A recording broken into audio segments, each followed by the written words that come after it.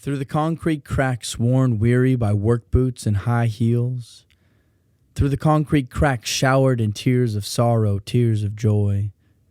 Through the concrete cracks rumbled by reverberations of 100 years, a flower on the hill takes its first breath, and a grand hope springs. Welcome to the Spring Street podcast at the intersection of creation and destruction in the heart of downtown Los Angeles. And now, a word from the sponsors. This podcast is sponsored by Starship Kairos, a podcast studio available for bookings in downtown Los Angeles. Starship Kairos is where my guests and I make this show happen. Soundproofed, cozy, and equipped with professional audio gear, Starship Kairos is an ideal location for any type of podcast. Starship Kairos offers a full suite of services including content consultation, mixing and mastering, and custom jingle writing. For rates and booking, check them out on Instagram at Starship Kairos or click on the link in the description. And now, let's dive in. Okay, Harry, welcome to the Spring Street podcast, man. Thanks for having me. Glad to have you. You've just arrived in Los Angeles after a pretty epic journey. Yeah. New York, well, technically London, right? London to LA. If you want the long route, yeah, London to New York and then New York all the way to LA. Yeah. So, and you did it at least from New York to Los Angeles. You did that whole journey on a Super 73? On a Super 73 e-bike. Yeah. For those of you who don't know what an e-bike is, what a Super 73, it's one brand of e-bike, and an e-bike is basically an electric bicycle. It's powered by a motor and a battery. I mean, these look a little bit more like a motorcycle, hence why I was interested in them. Yeah. But it's pedal. So you've got to pedal it, and it takes its toll. 3 months worth. Going up a hill, does it still take a bit of effort? Or yeah. Yeah. Well, it really depends. I mean, throughout the journey, because no one has ever put these bikes through this type Really? No, this is the first of its kind.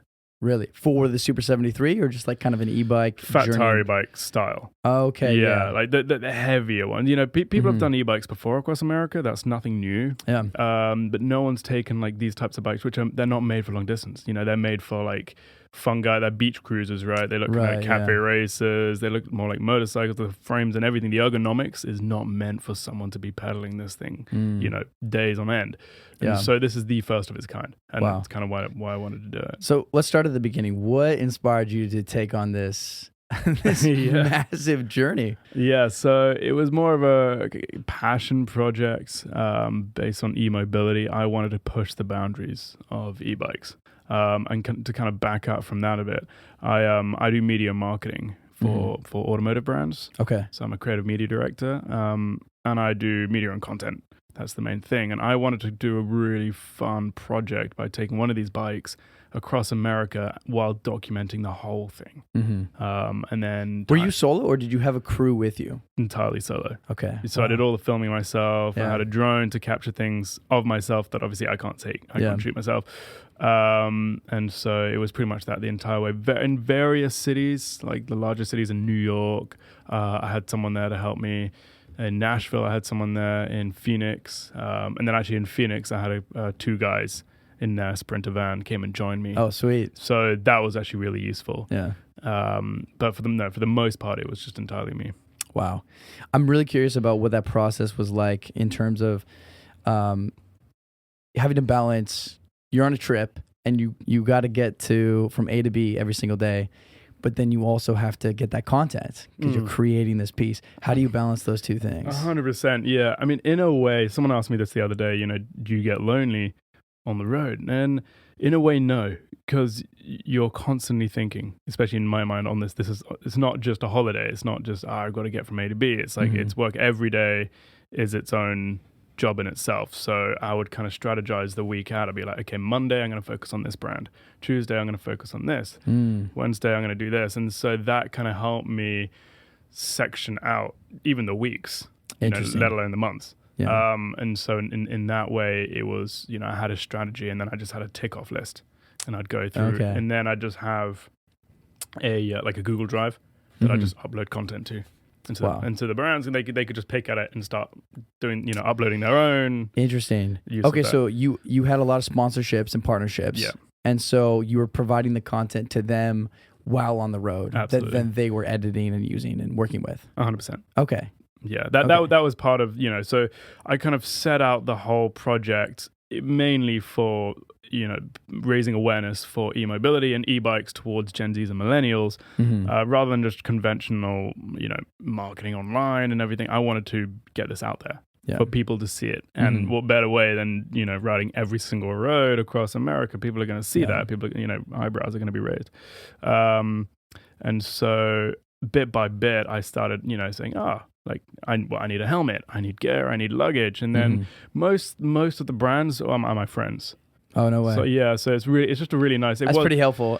It is really helpful, yeah, and especially being with the community, with Bike Shed and everything, that really does help. And obviously, Bike Shed were one of the sponsors; they come on board, and so it's just a big, giant family. Everyone kind of part of that moto community and lifestyle community. Yeah. And then but there wasn't too much of a deliverable. Those guys are really, really, really generous and just wanted to see it happen. Yeah. We're just like, any way we can support, like, what do you need? Yeah, here. And, for them, just seeing their gear on the road, that was cool. Right. What about your personal content? So posting on Instagram, or did you post on TikTok at all? I do. Yeah, I do have a TikTok. That is kind of, updating as it goes. Yeah. So when I could, if there was something interesting enough, something wild enough, like a ceiling falling down on me, boom, TikTok. I've always wondered about these type of journeys.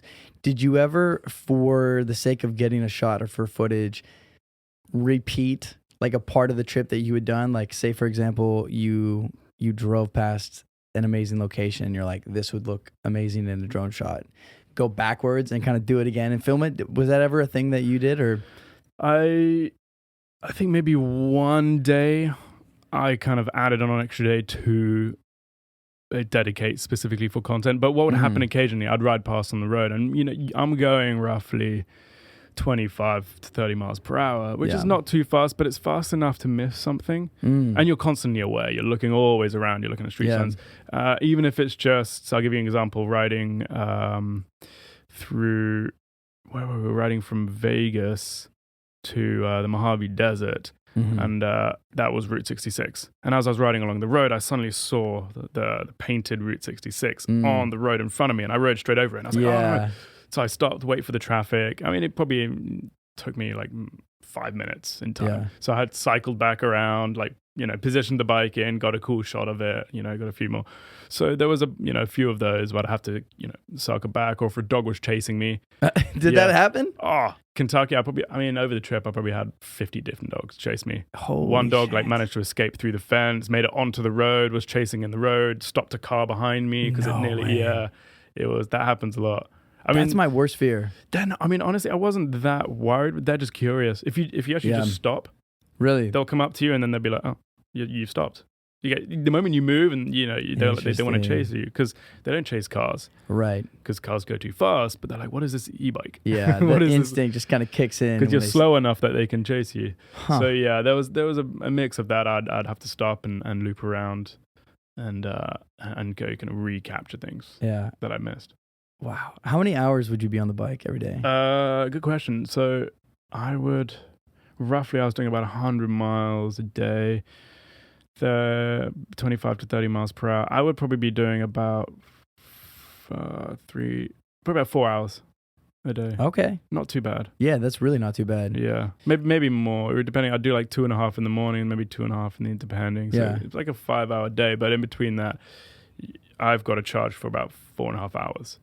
Oh, interesting. So yeah, so I'd ride for about 60 miles, and then I'd stop at my charge point, which could be anything from anywhere with like a 110 wall plug.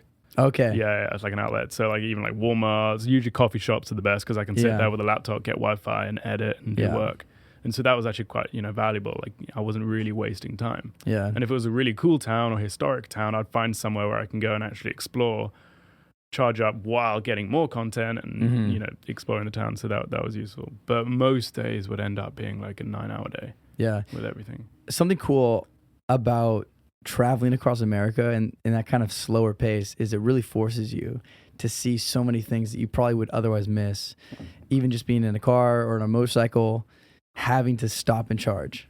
100%. I mean, it's not just the charging aspect. I mean, that is, even if you're on a motorcycle, you want to get off it every 2 hours. Mm-hmm. But the way I put it is, if you're in a car, you're going to take interstates, right? Mm-hmm. You're going to take the interstate. You're not going to be taking small roads. If you're on a motorcycle, Right. you're going to be doing a bit of both. But because an e-bike in most states is not allowed on the interstate, Yeah. and so you're forced to take these back roads, and you're not going there very fast. You're going like 25 miles per hour, and so Mhm. you're also forced to actually take in so much more.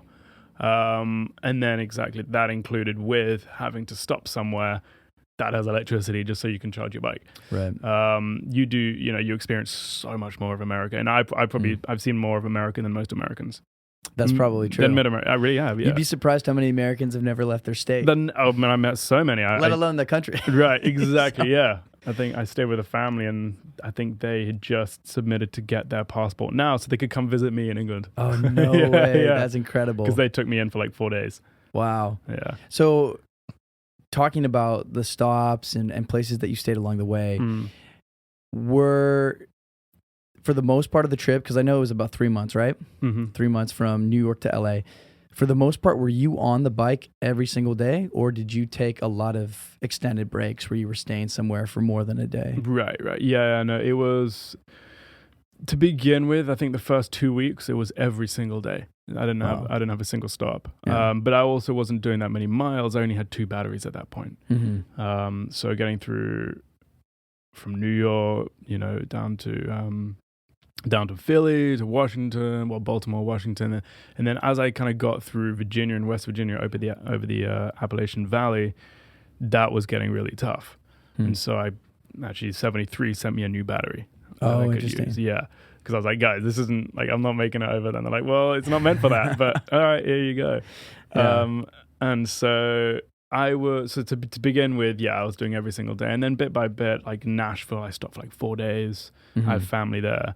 Oh, sweet. And then in different towns, like in Arkansas, in Little Rock, I stopped for 5 days there. I have family there too. Mm-hmm. So I'd kind of, I'd do like a big sprint. It was never really like 2 days. I would, unless it was a really interesting place. Mm-hmm. Like Kentucky, I spent like an extra 2 days just visiting all the distilleries. Oh yeah, Yeah, of course. Right, I had to. It's a cowboy, Yep. And also I'm a big bourbon fan anyway. Yeah. But unless, this wasn't about trying to break a time record or anything. In itself, it was a record just for the bike. Yeah. And I didn't really want to, I don't want to rush it. I wanted to absolutely make the most of it. And for me, as long as my visa allowed, I could stay in the country as long as I wanted. So I was really trying to eke it out and spend some time, and I'd research what that town was and just kind of add a little bit of historic aspect into it. Mm-hmm. But no, it was usually just like maybe like a 6 or 7 day like continuous riding, and then there'll be a break. Yeah. And then continuous riding, because also I have time to kind of catch up on the content. Yeah. How did you prepare for this trip? Another good question. This took about 1.5 years in preparation. I'm not a cyclist. Mm-hmm. So if you're talking about like physically, really not much.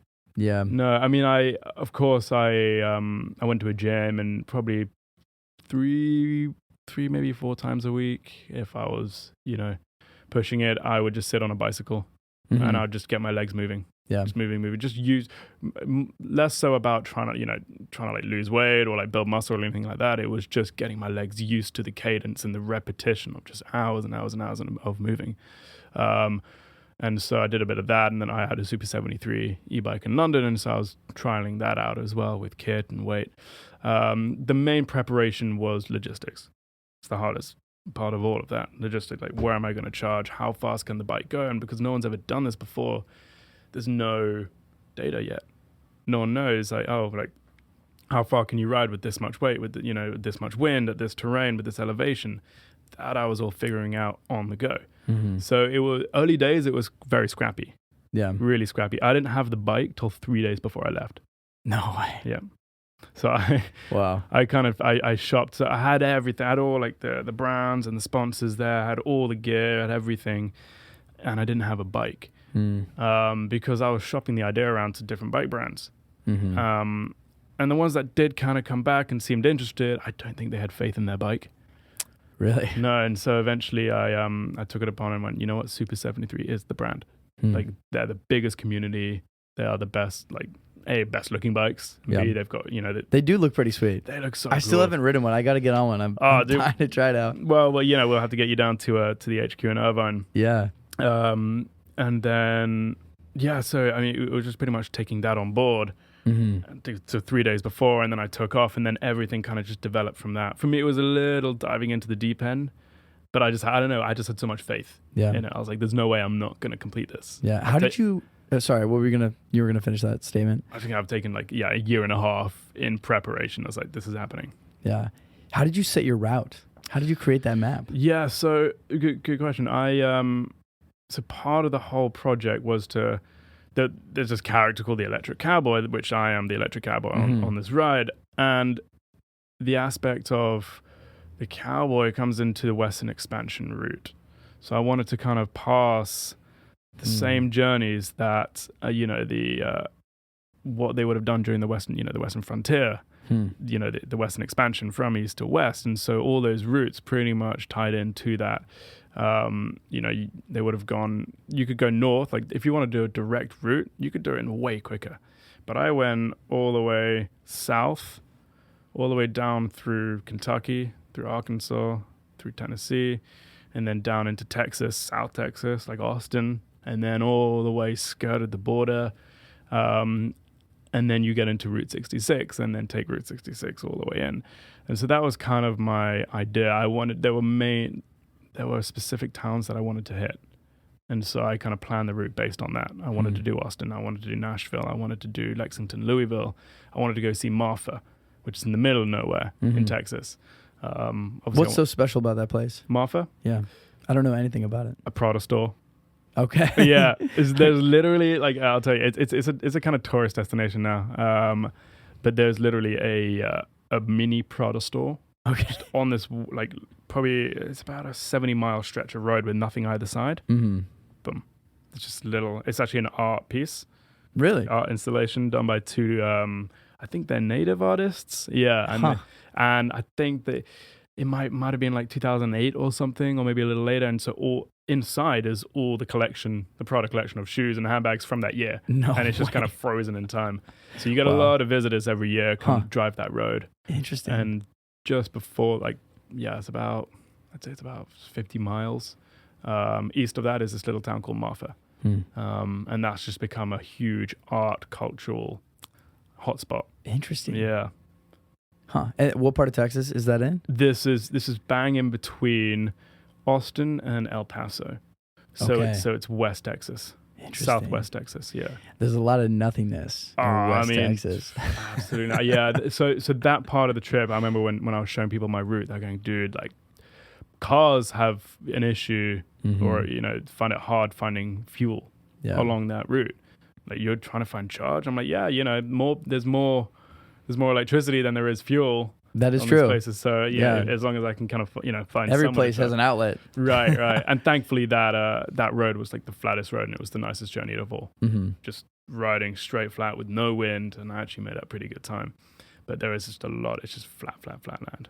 Since you were going so south through the United States, did you really have to go over any mountains, like the Rocky Mountains at all? Or did you kind of go underneath that? No, I skirted all the Rockies. Okay. And then I was pretty much on the border through El Paso, New Mexico to Tucson. The mountains I did have to do were the Appalachian ones? With the Appalachian, yeah. So West Virginia. That was beautiful, but freezing. What time of year? That was March. Okay, yeah, I could see that. That was March, yeah. And that was during the time when there were like snowstorms in New York at that time. I think I came like 2 days later. Wow. My brother he lives in New York. He was sending me pictures. He's like, dude, are you sure? He's like, start in Florida. I'm like, no, I'm starting in New York. I'm doing this. Yeah. Did you have many rain days? Riding through the rain at all? Yeah. What was that like? I got caught in a really heavy rainstorm pretty much second day, actually. And then I got caught in a big rainstorm coming through Charleston, West Virginia. So I'd just gone through the valley, like the Appalachian Valley, over the mountains, like Blue Ridge. Yeah. Beautiful, but it was heavy rain, and there was tornado warnings in South Kentucky at the time getting towards Nashville. And so I had to cut my day in half. I was just drenched, like soaked to the bone. All my gear was dry, amazingly. Don't know how, but everything inside was dry. But I was just soaked to the bone. Yeah. And I had broken my waterproof, I think, like the second day of the trip. Oh shit. Yeah. So I was like, yeah, this is dry now. Like I don't need it anyway. Yeah. So that was pretty bad. And then I got caught in a storm in Jackson, Tennessee. So the motel I arrived that night, everything was flattened because the day before they had a huge tornado. So like the big shell sign was just completely on the floor. Like the room I was in, like the aircon wasn't working because that was torn out. Wow. I was like, how you guys still like running this place? Yeah. I just found it on booking.com. I was like, that's fun. That's crazy. Yeah. Did you take any spills on this trip? Did you wipe out any times? Did I wipe? No, I don't think I never had a single fall actually. I had like some like near misses. Early days, where was I? Virginia. I was still figuring out like my actual like navigation, and so I was doing like bicycle routes, like cycle paths, and this was taking me through like wood trails, and it's like super bumpy and trees, and that wasn't. And I've got like a huge duffel bag that I get wedged in trees. Yeah. So a couple times I'd nearly take a tumble, but I've even like straight on the flats, like I'd be going down super steep hills, like over bridges. Like the speedo maxes out, it says 100, but I'm not actually going 100. It's just glitching because and even that, like no spills, no falls. Like my angels are looking out for me. But that's amazing. Yeah, no, I was very lucky in that respect. How much weight could you put on the bike? So I think I had 90 pounds extra, and then if you add me on top, like that's. I think the bike can. I think it's about 150 in kilos. So what's that? 300 pounds is what you can carry on it. I think so. About 300, which is pretty damn good. Did you experiment a little bit with how much stuff you could pack on it? Or honestly, really, I should have, but really not. I didn't have one of those bikes myself. I had a similar model, but not the big model. Right, up until just before. Right. So I did a couple training, like just throwing luggage, but then again, I only got the luggage maybe a week before. It was all super last minute with that aspect, trying to find all the gear and just trying to order everything. So I pretty much just, I don't know, I had like a kind of, I had like mapped out like, how much the gear would weigh, and I'd balance it out in either saddlebag, and I'd, kind of balance everything out so the bike wasn't just lopsided, and pretty much just took off from that. Was there anything you wish you didn't bring? Yeah. I mean, there were things I wish I did bring, but didn't bring. Probably just too extra clothes, like too many t-shirts. Too many t-shirts. There was just too much stuff. I had a whole extra rain jacket that wasn't really that waterproof. I didn't need that. I never wore it once. Oh wow! And that just takes up space. Yep. I will say, I had just a lot of extra chargers and things, and I had probably 50 of the same wire. Little HDMI or plug-in things that didn't need, they just took up space. But in my mind, it was better to have it just in case. Better to have it in case, but there was a lot of things I needed that I didn't have. Like what? Spare tubes for one, in portable tire inflator. Okay. Yeah, the one that came with my little toolkit, that was just like a little pump thing, and that's meant for like a tiny road bike, not meant for huge fat tire bike tires. You're going to be there for hours, and eventually I had to Amazon one in to a hotel I was staying in. And that was a lifesaver. What else? Yeah, there was other navigation things as well. That would have been really helpful. Oh, I wish I had a chain lock to begin with, and I wish I had an air tag as well, some way to track the bike. Because I'll get to a story in a second. Oh boy. Yeah. Did somebody try to steal it? Did it get stolen? The bike and everything got stolen. No way. Yeah. And you got it back, obviously. I got it back, but holy shit. Okay, yeah. What's that? What happened, man? Okay, so yeah, this is probably, you could say, the highlight or the low light of the entire trip. But this was it was Memorial Day, and I just left El Paso, and that was a great day. I did a really cool media interview with ABC 7 News about the whole trip and saying, how it's been going so well so far and everything. And I left the next day riding, with a chip on my shoulder, feeling all great. And I got to Las Cruces, New Mexico. And I was supposed to go park up at one of these little nice Mexican restaurants in the old town, but because it was Memorial Day, everything was shut. And so the next closest thing was a Cracker Barrel Inn. You know, those like big restaurants on the side of the interstate. It's a classic. It's a classic. I mean, I've used them a lot of times because I know they're all the same. They're identical, and so I know where all the like the wall plugs are. Yeah. And so at the moment I go to one, I'm like, bam, bam, bam, bam, bam. These are mine. Yeah. I was like, make a beeline for them, and so I went to the Cracker Barrel, and I kind of propped the bike up against the wall because my side stand had broken by this point. It had snapped with all the weight on the bike, and so I couldn't really have it sitting somewhere straight in my view from the window because there was nothing to lean it on, and so I just found just on the edge of the wall. Took all the batteries out, went inside to plug them in, found myself a table, and I probably must have spent no longer than 5-7 minutes. Went outside again, gone. No. The bike with all my luggage still strapped to it, my passport on it. Holy shit.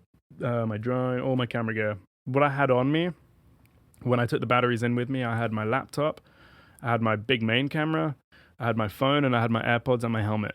So all the things I can track were on me. Nothing was on the bike. So except for I had like an Iridium satellite phone, Iridium thing that was in the bike, but that was turned off, so I couldn't track it. Damn. Anyway, so I obviously got the manager involved. Like we looked at the CCTV to check everything. We saw exactly there was a guy just sitting there with his dog, homeless guy. And I didn't realize this, but Las Cruces has a serious problem with homeless people. Really? Yeah, because it's so close to the border.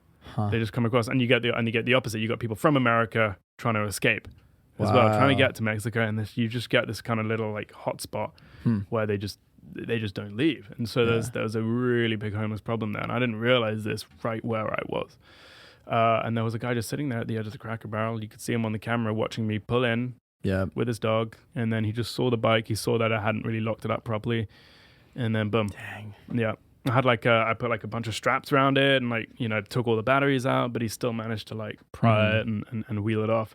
And so obviously I called the police. They came down. I got like a case number, and while they were out, sending a unit to go have a look, I just took it upon myself. I just went street by street by street, running around Las Cruces. I didn't know anything. Yeah. I was asking like homeless people on street corners saying, have you seen this guy? They're like, oh, I think so. Maybe down that street. So I go to that street. This guy doesn't speak English and sends me back down that way. Yeah. And I'll be going around in circles. Eventually, after about 3 hours of this, I came across this guy, really nice guy called James. He was probably in his mid-70s. If you'll let me say that, sitting outside like a truck, a pickup repair shop, and he was getting his truck repaired. And I asked him, he looked like he'd been there a while. And I was like, hey man, I don't know how long you've been here, but I'm looking for like a fat tire e-bike. This is the guy, here's the CCTV. And he's like, oh man, yeah, I literally just saw that 15 minutes ago. And this had been 3 hours, right? When we were maybe like 5 miles from from the Cracker Barrel. And he's like, yeah, I literally just saw him like 15 minutes ago down that like on the next street over. Yeah. And I was like, you kidding? He's like, yeah, I thought like it looked a bit expensive for like I just looked weird. And he himself, he was like, yeah, there were 4x20 tires. I'm like, how do you know? And he's like, I have an e-bike. I'm like, no way. Oh, so man. I just bolted. I ran and ran, went down that street, looked everywhere, and I couldn't see anything. He pulls up about 5-10 minutes later in his car, and he's like, hey man, did you see anything? I'm like, no. And he's like, hop in, I'll help you look. Super nice guy. And so I get in his truck and we drive around for like an hour and a half, like going down side streets, like going to the homeless shelters. And he's lived there for about 15 years, so he knows everywhere. Yeah. And so we went around, we were asking homeless people, like, have you seen this? I was like offering rewards and things. Nothing. And he's like, man, listen, I got to shoot home and, get to my wife, but I have an e-bike. Do you want to use that to go find? Like, I feel bad, like you just letting you go, you're on foot. Like there's no chance. And I was like, that's really, absolutely, yeah, thank you. Wow. So we go back to his house and I give him like an ID as like collateral, and I take his e-bike and I go back down into town. And I'm cycling along the Rio Grande right there. And we're trying to think like he is. We're trying to think, okay, he's got a dog with him. It's really, really hot out. So he's going to need water. He's going to need shelter. Like, where would he go? I mean, I don't know if this is what you're dealing with. Like, a homeless guy, he could go anywhere. Sure, yeah. And he's on an e-bike. Yeah. If he's figured out the battery, he can go 30 miles. Yeah. So we're like, okay, this is not good. And so I'm cycling down like, side roads, like up these like dirt tracks through trees, like along, all these kind of roads in Las Cruces. And I come across like under a bridge and I see all these bicycle parts everywhere, and there's like a tent, and I lift it up and there's some guy in there who's like, what do you want? Firstly, I'm accusing everyone I see. I'm like, where's my bike? I'm just like seeing red. And they're like, what are you talking about? I'm like, my bicycle, I know it's here. And they're like, dude, I don't know what you're talking about. And then I eventually calm down and I'm like, okay, I'm sorry. Listen, lost my bike. This is what it looks like. I will give you a reward if you find it. And then they're now talking to their friends. And so it's got out that I'm looking for my bike and that there's a reward up for all the stuff. So they're now running around helping me. And I carry on cycling and I get past this industrial unit. And as I come through on the e-bike, I see across this kind of dual lane road, there's a rundown motel, like really beat up. And in front of the motel, just cycling around it, is my bike. With none of the gear on it, just the bike. Man. And it doesn't look like the guy who took it was on it, but it was. I was like, are you kidding? This is my bike. And I was like, okay, this is a sign. Like I bolt across the road, like in between cars. I pull up next to him. I'm like, hey, dude, nice bike. Where'd you get it? And he's like, oh, thanks, my buddy. And I was like, where's your buddy? And he's like, around here. I'm like, okay. So I follow him. Kind of sketchy, but I'm like kind of wary. But I'm also like, I do not want to let this bike out of my sight. So I'm following him around. And behind the motel is this like super dodgy, like rundown RV park with all these like beat up cars and trucks and things. And there's like guys on balconies like shouting and stuff. I'm like, I should probably not be here right now. But I see him and I kind of hang back as I see him pull around the RV. I call the police immediately and I say, hey guys, I found the missing bike on this case number. Can you send a squad down? And I'm like, I'm at the corner of this street and here, like, please come quick. And they're like, okay, like hang tight, sir. And as I'm still on the phone to them, another guy gets on the bike and rides off again. I'm like, are you kidding? So I follow this guy. And as I get closer, I notice he's wearing my baseball cap from my bag. I'm like, are you kidding me? Like, that's my baseball cap. Like, they've gone through everything. And so I follow him, and he's like all over the place on this thing. And I realized they figured out how to put the battery on. Like, it's not fully on, but like they've managed to like, clip it. It's probably what took them so long. And so I follow him, and I didn't realize how fast this bike was until I was chasing it. Because I pulled up to this guy, and I'm like, dude, that's my bike. Like, give it. And he's like, no. I'm like, get off the bike. And he's like, no. I'm like, I'm shouting. I'm like, stop. I shout police at one point. He still doesn't stop. He just goes faster. Oh, geez. So I'm chasing probably only like 3 minutes onto this road, and he tries to pull like a sharp left down this gravel path, and he dumps it. He fully, so if you're asking what, like, if I've had any spills, he spilled it. So he falls off the bike and he kind of tumbles into the ditch there. And I put my bike on the stand and I run over and grab it off him. He tries to take it back and I grab it off him, and his elbow is a little beat up. And as I kind of pull the bike away, he shuttles off, and a police car, cop car, pulls into the motel. I'm like, oh yay, like this is the guys. Just so happened to be another cop car. It wasn't the one I called. Oh, no way. Right. So I flag them over and I tell them, like, hey guys, this is what's happened. I've just found the e-bike that was stolen, but all the rest of my gear is over there. And they're like, okay, hang tight. We're going to call your original case officer. So I wait about 10 minutes and I call my friend James, who lent me his e-bike. I'm like, hey dude, can you come collect your bike and all your stuff? And he couldn't believe it, so he comes down with his wife and 2 cars and their pickup. So we load both his bike and my bike onto the back of his truck. And while we're waiting, we've got like almost 10 squad cars like pull up. Oh my goodness! Right, and they're all there, and they're like, "Dude, like this is not a good area. We were just here this morning. We arrested one guy. We were looking for a stolen vehicle just now. It's where they stash guns. It's not good news." So I was like, there's no chance. I'm like, guys, please, can you just go over there and do like because I didn't get a proper look when I was there. I was like, can you just go and do like a sweep? They're like, okay, fine. So one of them gets in his car. He does like a sweep around. He comes back, he's shaking his head, and he's like, man, I didn't see anything. He's like, we don't have jurisdiction to go into RVs. We don't have jurisdiction to like lift up tents, tarpaulins, cars, like nothing. Like, unless you want a warrant. I'm like, well, how long is that going to take? And he's like, dude, I don't want to piss off my boss. That's probably going to take you like a week. And I'm like, dude, I don't have a week. This is Las Cruces. Like, what's going on? And so they sorry, my phone is ringing. And so anyway, so I'm talking to them and I'm like, hey guys, okay, like what can we do? Like, what are my options? And they're like, well, option 1 is you can go home and just leave this. Like, this is a win. Like option 2, you can wait and try and get like a, like a search warrant, but like that's going to take a while. And I didn't realize it, but they have these cops have quite a good relationship with some of these guys in these RV parks. I'm sure. Yeah. Informants and whatnot. And he's like, dude, we don't want to mess up our relationship with these guys just for the sake of your stuff. Like, I'm really sorry, but there's bigger things at stake. And I'm like, my passport is in there. There's no, I can't leave the country. And I've got to get to my brother's wedding in Colorado, like at the end of this. I was like, shit. So so I'm just talking to them, and eventually, like, they're just sitting there talking to themselves. And I'm like, you know what? Like, I'm gonna go in. Yeah. And they're armed, and they're like, dude, we're armed, and we don't want to go in. We're telling you, like, it's not worth it. Yeah. So I'm like, okay, well, while they're still here, guys, if you hear shots, come in. Yeah. You know, I'm gonna be in there. So I go in, and none of the guys are there. I think they got spooked because of all the cops, right?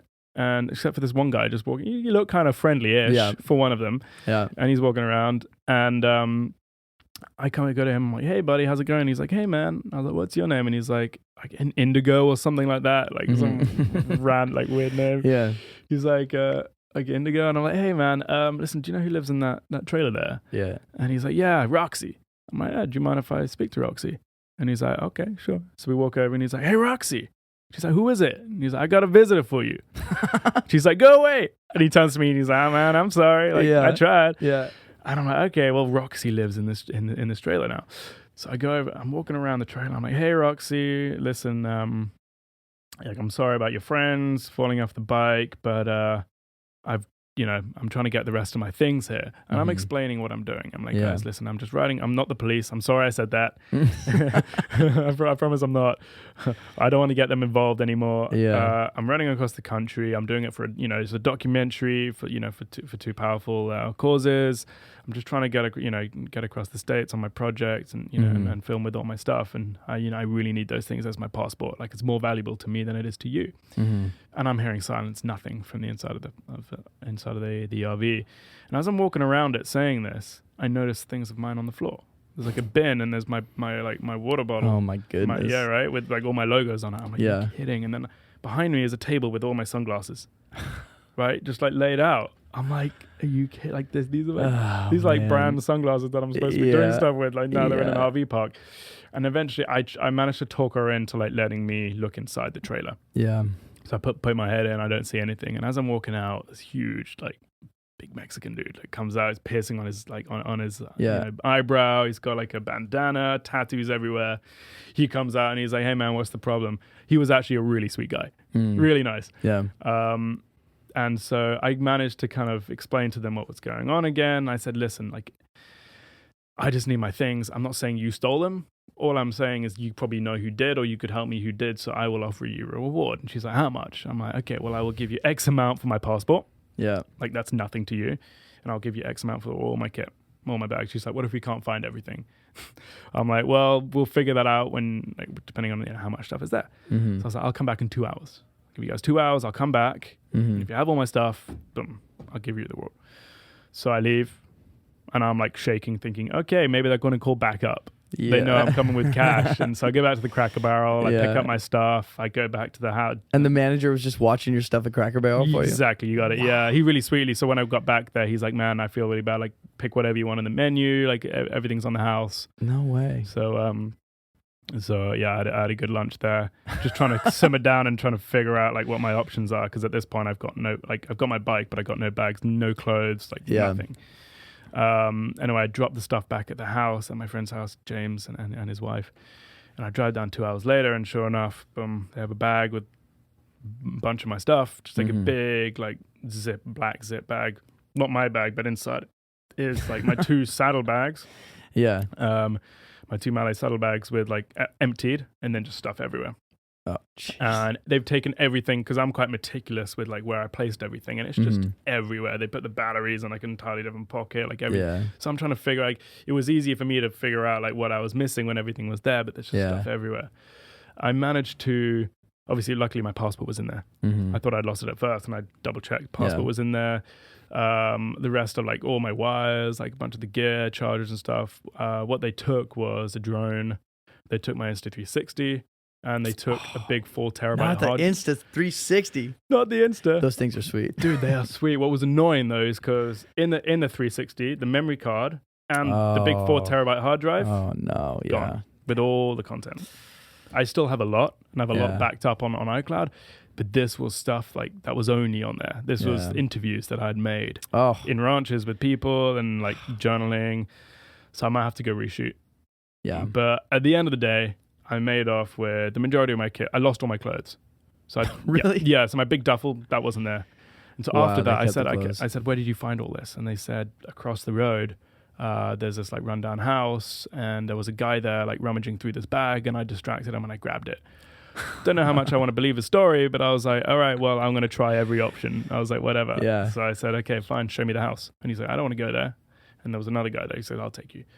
So I grab the bag and I lock it in the car, and I go with him. I cross the road to the rundown house, and we look around. I probably go for about 2 hours up and down this canal, like by the tree, the way he said he found it, like in the house. I'm like knocking on doors, nothing. So I kind of left that as is. I kind of made out saying, okay, right, this is a win. I'm glad at least I got my passport, got the bike, got, the majority of my stuff back. Mhm. Everything else was replaceable apart from some of the content. Yeah. So yeah, then that was it. And then the next day I carried on riding. Made like Wow. a makeshift like strap for my saddlebags. The family lent me some clothes to wear. Yeah. And then I took off again because I was like, well, this is a sign. The fact that I found my bike and found some gear, and the bike is still in working condition. It was a little scratched up, but it still works. Yeah. I was like, I can go again. Wow. Because other than that, the trip was going to be done. Yeah, no kidding. Right. And this is not on social. This hasn't been released. You can release it in this because I've mentioned it on a few other podcasts, but the brands are going to find out soon. Yeah, that's crazy, man. Right. So that was It's amazing that the cops even did what they did, because if that had happened here in LA, dude, you would have had no luck. Dude. Like, well, I mean, I did their job for them. They really didn't actually do anything. Even just showing up, though. They did show up, yeah. Just the fact of showing I don't know if there was the British accent or they saw some like weird, That's crazy, though, man. Yeah. You're pretty fortunate. I mean, good on you, though, for going out and looking for it yourself, and because sometimes that's what you got to do. You just got to do it. I mean, in hindsight, was it the smartest thing? No, but did I get my things? Yes. Yeah. And ultimately, did I really, really feel it danger? No. Yeah. In a weird way, I didn't. Yeah. Like all the guys I approached, they didn't seem that threatening. You never know, of course, and I can never know. Yeah. But in your gut feeling. Yeah. So for that, well, an interesting part of that story is like the humanity of it. Is that, I mean, those people were just, they have their own situation, and in their interaction with you, well, that was they were it. actually just surprisingly maybe nicer than you expected. Oh wait, you're absolutely right. I was. They're now followers of the tour. I gave them each a sticker and a business card, and they No way. yeah, and they now want to do a trip like this on an e-bike. Wow. Hopefully on one they own. Yeah. But yeah, some true rebel renegade stuff. River Renegades. Maybe I'm building the Outlaw Tour. Maybe there's a whole new name to that. Yeah. Oh my God. So yeah, I mean, but that's crazy. That's part of the whole. Well, it wouldn't be a cowboy tour if you didn't, 100%. I need to run into some get your horse bandits stolen at some and have point. to track it down. So right. Yeah, just with no guns involved. thankfully, Since then, I got a taser. Okay. They stole my old one and a big knife. Oh jeez. Yeah, no, that was a bit of a scene. I So, mean, leading up to that moment, you didn't have a bike lock? I had a bike. I had one on it, and they cut it. Oh, okay. Yeah, they cut the lock. Wow. And so right now I don't have a lock. Well, I didn't have a lock for the rest of the journey. I just didn't let it out of my sight. And when I got to Phoenix, I bought an AirTag. I duct taped the AirTag underneath the side of the bike, just because if I had an AirTag, boom, I would have been able to chase him down like that. Totally. Because it notifies you when it moves. Yeah. Right. Yeah. I called it Cowboy. So there's Cowboys on the move. I'm like, all right. But I don't know, maybe they sometimes they cut it off, because when I found the bike, there was nothing. They'd ripped everything off it. Yeah. Yeah. And you said that was kind of like the highlight of the whole trip. That moment. It was a highlight in itself, that like it was, you never expect what you can do in those moments until you're in that moment. If I'd asked myself like, oh, okay, here's a scenario. You're in New Mexico, your bike's getting stolen, you don't know anyone there. Would you run into like a homeless camp and try and get your bike back? Some people would say yeah, most people would say no, that's stupid. Mm-hmm. But the scenarios change and the scene changes when you're there. And so when you're put in those situations, like what do you do? It's like fight or flight. Do you go for it, or you just sit back and go, you know what? This is a sign. I'm not supposed to do this trip, or I'm not supposed to finish this. Like, I've made it halfway, you know. But it was a highlight in itself. And the main thing that it was really, you know, that the highs was obviously the family, my friend James, who helped me out and lent me his bike and actually he was like, you're not staying in a hotel tonight, you're going to stay with us.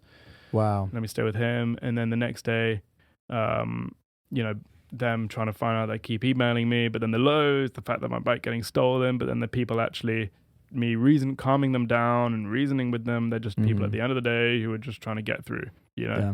And so that has been the most interesting thing, is just understanding people, you know, on this journey, and Southern hospitality. Like in LA, no one's going to stop on the side of the road and be like, get in, I'm going to help you look. Yeah, unfortunately I'd like to think not. that would, but I mean, it's just cities. You wouldn't find that in London. You might find that in the countryside. Yeah. But yeah.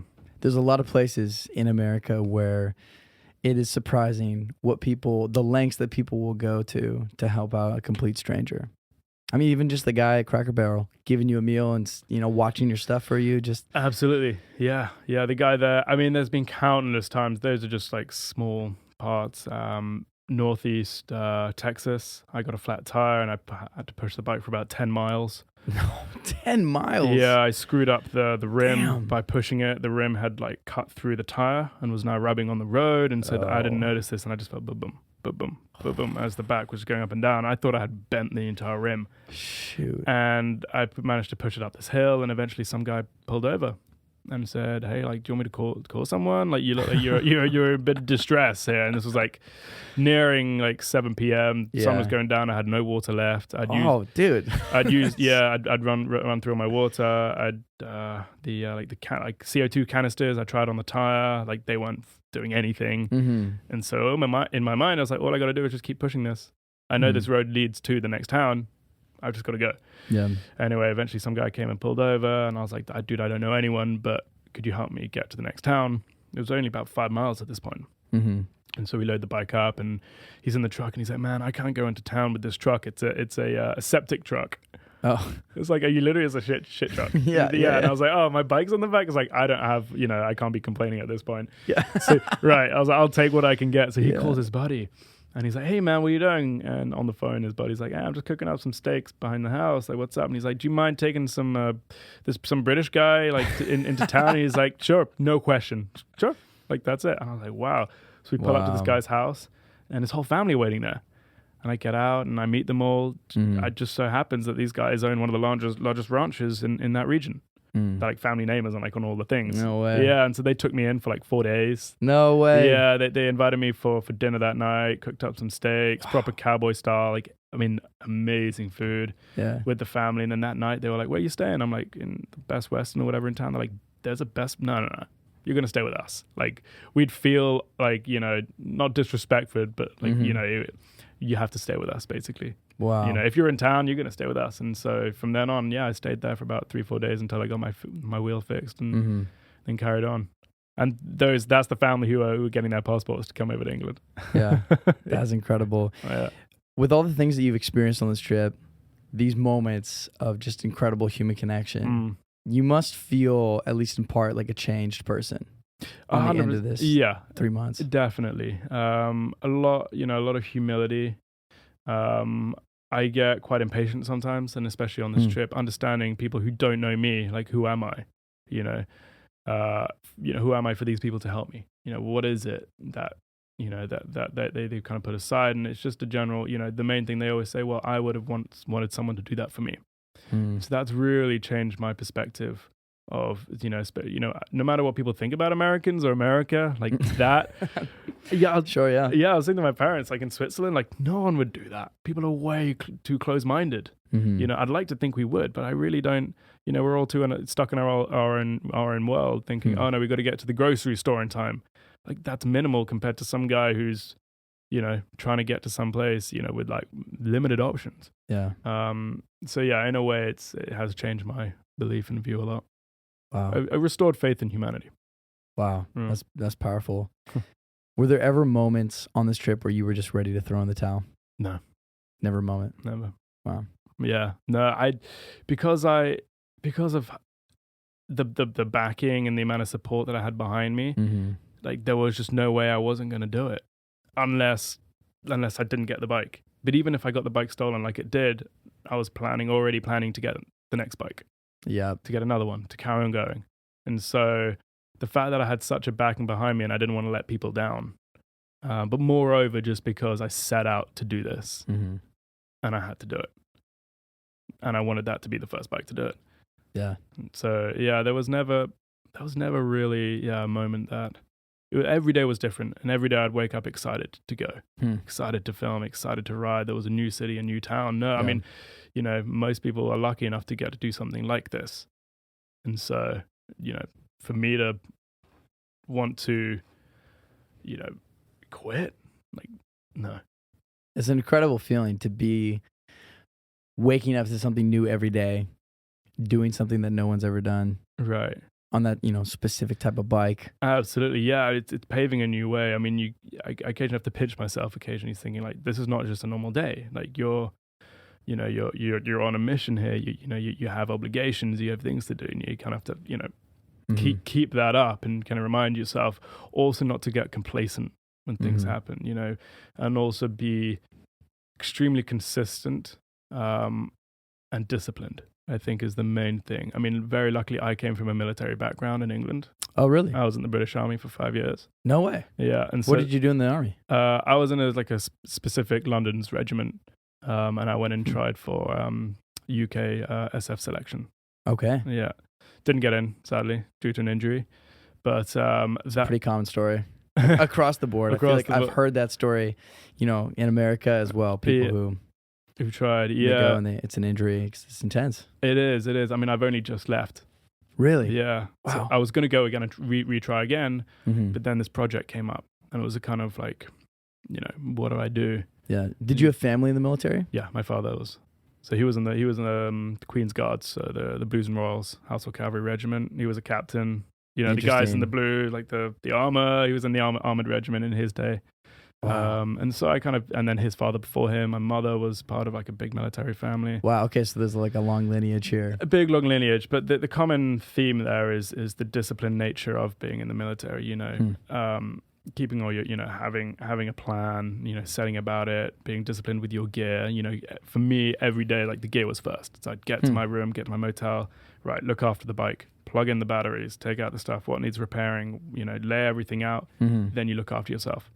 Unless you're hurt, then obviously, but that mentality kept me super consistent, like every single day. I mean, I put out a video of like the rundown of my room, and I got so many comments like, dude, you're OCD. I'm like, yeah, I am. And you have to be, up until Las Cruces, I had every single piece of kit, rubber band, wire from the beginning. That was 2 months. And just through having a set kind of rule of like a system that I would adhere to, that really, really helped kind of plan on. And that was, just something that I'd picked up over the years. When you joined the army, I'm very unfamiliar with how that works. Okay. In England. No. But I've been in America. I definitely know. I've had a lot of different friends who've been in the military. There was actually a guy on this podcast who he was a captain in the U.S. Army. Oh, wow, cool. Yeah, and now he's like an influencer. So he went to West Point, did all... Well, okay, so actually, no, he wasn't. How did he do it? I think he was an ROTC.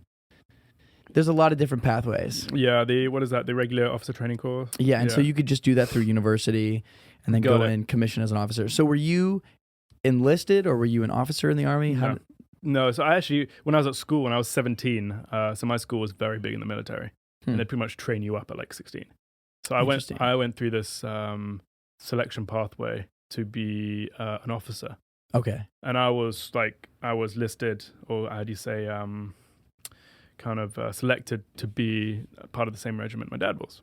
Wow. With my dad's connections, of course. Of course, yeah. Yeah. They were like, we want to carry on, the legacy. The family name. So they had pretty much had a spot for me, and they only accept 3 applicants a year. So that was like a really prestigious thing. Yeah. And so I tried, going through school. I went through all like the processes and stuff. Ultimately, they said like, we like you, but you're too young. You know, I was up against like 24-year-old like Oxford candidates. And so you could go to being an officer without going to university first? No. So because you have to do. You don't have to. I don't think it's different. I mean, you can be sponsored to go to university by that regiment as well. So you go, you do your first selection kind of process, like tests and everything, and they say, great, we like you. Now go to your university, come back, and we'll give you a place. Yeah. So that's what a lot of these guys were doing. I kind of got to a place where like, yeah, whatever, we like you, like this was happening, you're a great applicant, but you're not going to make this year's one. You know, you need to work on this, come back, and we'll give you a place. I went away to Australia, became a dive instructor, did a bunch of diving courses. No way. Yeah, and then I went, you know what, music is my thing. And then I left all that, and I haven't touched the military since 5 years ago when I started the bike shed. Interesting. In London. How old are you? 29. Okay. We're the same age. Yeah, right. I'm trying to put it all together. I'm like, dude, if you've done all these things, this is wild. I'm 58. So many things to touch on, man. Like the diving, before actually, because there's a bunch of tangents that I feel like I want to talk to you now about diving and music. But one thing that I think is central to this trip and kind of this ethos and character that you're creating, the cowboy concept, the Electric Cowboy. Right. What is that, and where did that come from for you, British guy? Cowboy. What is Tell me about that. Yeah, I mean, you've got these two polar opposites, like a modern, new wave technology, electric bicycle that's not familiar in Western America, and then you've got this cowboy with this raw, old school sense of values and ethos and kind of ruggedness, and you're pairing that with this future technology. It's like it's quite a nice kind of opposite kind of oxymoron there, and I really wanted to play on that. But the name actually comes from my company, which is called Electric Cowboy Media. Okay. And so that's just a company I created to house my all my creative media and content for brands, because I love Western wear. I love the idealism of the Western frontier, American heritage back in the day. Something about it I love. I probably wasn't supposed to be born a Brit. I'm in the wrong country. I feel at home here. And I mean, well, you guys started this country after all, so there we go. In a way, right, there we go. You gave it its beginning. I gave it its beginning. We did. Once upon a time in our red coats. And so out of that, I needed to, for the whole e-bike side of it, I didn't really want to do it as me, as Harry Blaze Fryer, if I'm talking on like my socials and things, because that's where the majority of the content would go. I needed to create something else, something that was less motorcycle focused, because I'm driving forward, sustainability and e-mobility technologies and carbon neutral forms of transport. You go on my Instagram, it's motorcycles, loud engines, like all this kind of stuff. And I just wanted to kind of separate the two. I want to make them different because they're two separate projects. And so at Electric Cowboy Media, there is an entire character, which is now a brand, which is the Electric Cowboy. Interesting. And so that's who I rode the journey on. And I wanted to make it fun. I didn't want to make it too serious, I'm just, riding. And, the brands found it really fun. They just found it different and it's weird. Like, why? It just gets people interested. Yeah. And for me, it was more than just like a marketing thing, because it's more deeply rooted. It's my two favorite things, either motorcycles, like e-bikes, two-wheel transportation, and Western wear and Americana style. So that was kind of where that all stemmed together. That's so fascinating. There's something appealing, there's something compelling about the fact that you're British with this whole electric. So there we go. I didn't even actually touch on that. Cowboy thing. Because I feel like if you weren't British, it wouldn't have the same effect. No. But as soon as you talk, and then you're like, wait, this guy's like wearing a cowboy hat and he's on an electric bike. I'm trying to process. And he's British. what's going on? What is happening here? Too many senses for my brain to fathom. Yeah. It is confusing. And I guess that's why some people have, taken an interest in likening to it, because it's just so, in a world that's so consistent with formalities and going about specific routes. This is just kind of disrupting that in a way, which I like. And the main thing was just to be fun, not to make it serious, and just kind of, have a fun aspect, laugh at it, and, have this cowboy running, going across the routes. But it was, again, playing into that whole, the route that I chose, the westward expansion. Yeah. So you've got this cowboy. The original form of transport obviously was his horse. This is the new wave version of that. We've kind of gone full circle. The combustion car replaced the horse. Then the electric car replaced the combustion car, and now the e-bike, electric bike. The electric bike is replacing the electric car. What's next? That's the Iron Horse. That's the new wave, the modern version of that. Yeah. And I kind of wanted to play on that narrative a bit. Mm-hmm. It's funny. I was riding my motorcycle down Sunset the other night, and beside me there was a guy on an e-bike. It wasn't a Super 73, but it kind of had those beefy tires. Right, yeah. Look. The fat tire. And this guy is just going through the red lights, and he's just kind of zipping along, and he's passing me. I'm stopping at the red lights, and I'm obviously like cutting all the way to the front, and this guy's consistently ahead of me. You're gonna get there at the same time. And I'm just thinking, damn, this guy, he's not paying for gas. He doesn't need a license. He's not paying for insurance. This is a cheaper bike than my motorcycle. And he's probably going to get wherever he's got to go faster than me until we had like a little breakaway. And then I, smoked his ass, right? But I'm just thinking, damn, You had to do that. I don't know. I was a really big bike rider. I don't think I can call myself a cyclist because I was never like the head down helmet with the glasses. You don't like padded shorts. I was, the Rafa crew. That was never my vibe. But riding bikes, up until the point that my bike got stolen, sadly. Oh, man. I know how you feel. Was always like, yeah, you do. There's something about that experience that's very different than being on a motorcycle. There's something that's just even more connected to the road and to the sidewalk and to the even like off the road.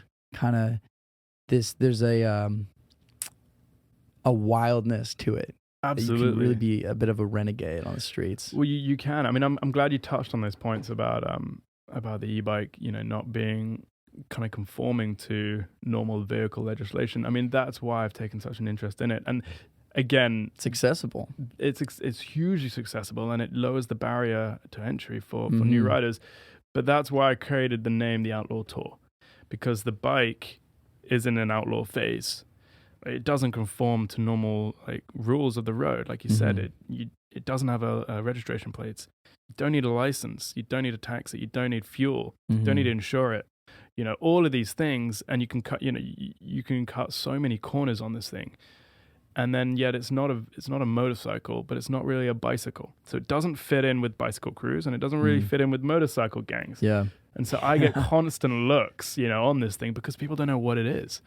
It's an outlaw, right? And so that plays into to that whole phase. But as you're saying, it's a really good way for motorcyclists to find maybe a cheaper, more economical alternative to what they have. And it's a really good way for cyclists or not even, new riders to get on something that is like a motorcycle, but they don't have all the added kind of headaches of owning a motorcycle, right? And that is where this new kind of style of e-bike, the fat tire, Super 73s and, and aerial riders and things like that, they're really painting a mark on the industry. And the legislative body of the road governors of vehicle legislation, they can't keep up. Yeah, the brands are actually the policymakers now, because they're creating the bikes, they're creating, they're creating the vehicles and saying, okay, so we're going to create this vehicle. It can go X, this fast. It's got pedals, and that's what we're doing now. And so they're having to create new forms of licenses, new forms of road safety courses, just for these bikes specifically. And like I said, it's a gray area, but I'm really interested to see how that grows and how they adopt it, because they can't ignore it.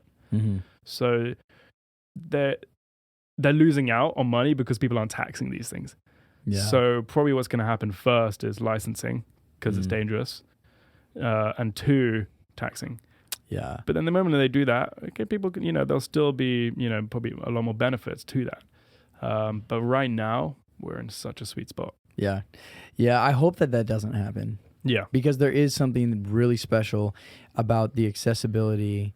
100%. Especially, I mean, obviously people have always had bikes, but bikes don't necessarily work for everyone. I think with an e-bike, having something that, you can be a little bit less physically fit and ride an e-bike. And there's various types of e-bikes. 100%. And so it broadens the amount of people who are able to get into that, and then use that as a form of transportation, use it to get to work, use it to maybe get to an event or a fun gather, whatever they're going to do. Right. Absolutely. Yeah. It's such a unique form of transport and way to get around. I mean, for me, I managed to take that bike into every single room that I stayed.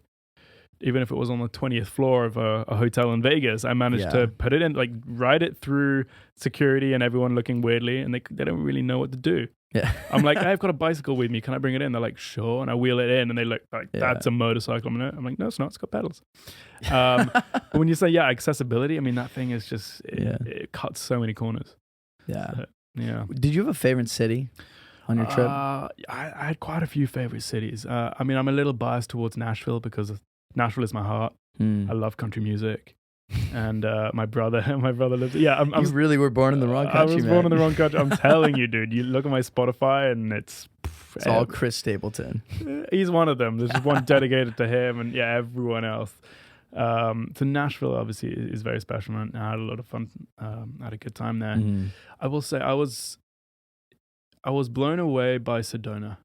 I was blown away by people keep telling me about Sedona. By Arizona State. It's a big state, right? Yeah. And most people, they think of Arizona as Phoenix and Tucson area, right? Just flatlands of like tumbleweeds and. Well, Phoenix is beautiful. Okay, they also think Phoenix is beautiful. Mountainous. I guess they also think of Monument Valley, right? And you go further north.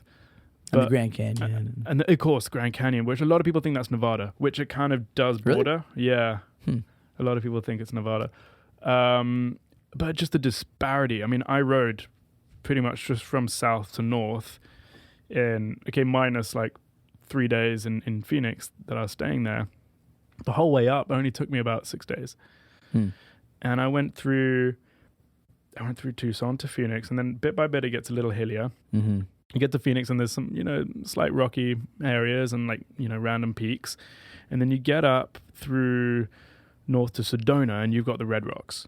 And that is just fascinating. It's beautiful. You've got cathedrals built into the rocks. You've got like water slides and parks, and it's fascinating. And then you go further north, and you've got Flagstaff. It's a ski town, and you've got coniferous trees. And you're like, I feel like I'm in Colorado now. Like this could be the snow here. Like this is a proper, there's a pretty high elevation at that point.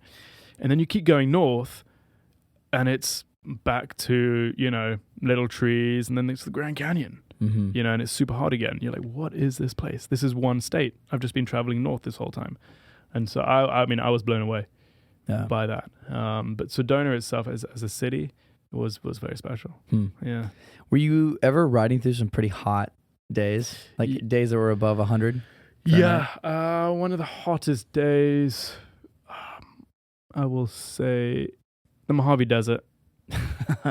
I believe it. I think there's a name of the road called Death Valley Road. Yep, that sounds like it'd be pretty. It gets pretty hot in the summer. That was extremely, extremely hot. Yeah, so riding through the Mojave Desert, which I didn't need to do, but I had to go visit on my route. I think it took up an extra 2 days, but I had to go visit that. Yeah, that was extremely hot. I mean, I think I quickly came to realize that I needed to like up my my sunscreen.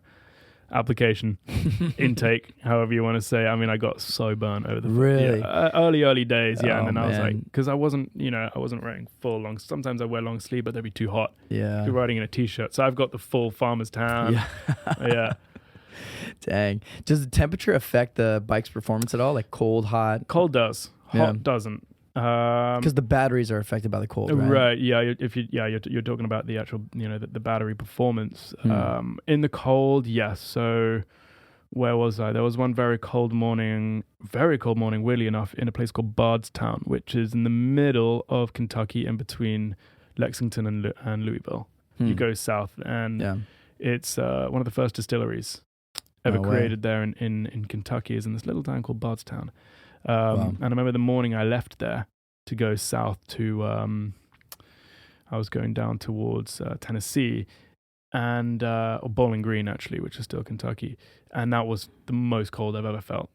Yeah, the bike had frost on the wheels when I walked it out. My gloves, my fingers were so cold. I'd put the visor down and it would all steam up. Damn. Yeah, and that was weird. That was Kentucky. The other really, really cold parts were obviously the Appalachian Valley, and I did notice that was hard to assume whether or not it was the cold or the actual elevation of the terrain, but that did affect. Heat, not so much. The only thing heat can really affect are the tires.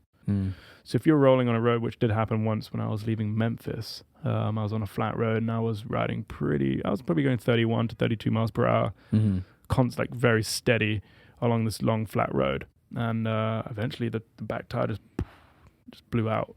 No way. Yeah, too much friction, too much energy, and too much heat on the inner tube just blew out the sidewall, and so the tire and the wheel was done. No way. How often did you have to change your tires on this trip? Honestly, not that much, considering people are amazed. I only had 3 actual tire changes, but only two of those tires were Super 73s ones.